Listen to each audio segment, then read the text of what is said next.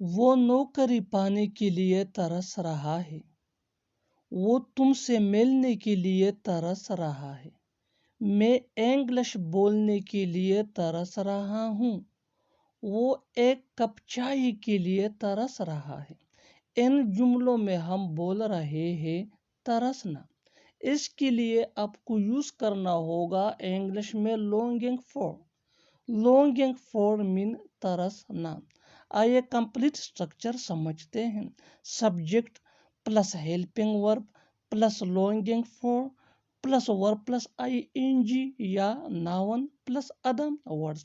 آگے ڈیٹیل سے سمجھاتا ہوں مثالوں سے. Let's see some example for better understanding. وہ نوکری پانے کے لیے ترس رہا ہے. He is longing for getting a job. He is longing for getting a job. وہ تم سے ملنے کے لیے ترس رہا ہے. He is longing for meeting you. He is longing for meeting you. میں انگلش بولنے کے لیے ترس رہا ہوں. I am longing for speaking English. I am longing for speaking English.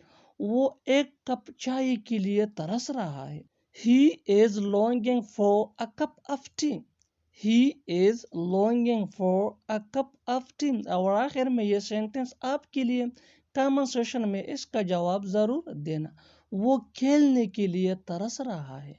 وہ کھیلنے کے لیے ترس رہا ہے. Subscribe English PS for more advanced English sentence structure. Thanks, man.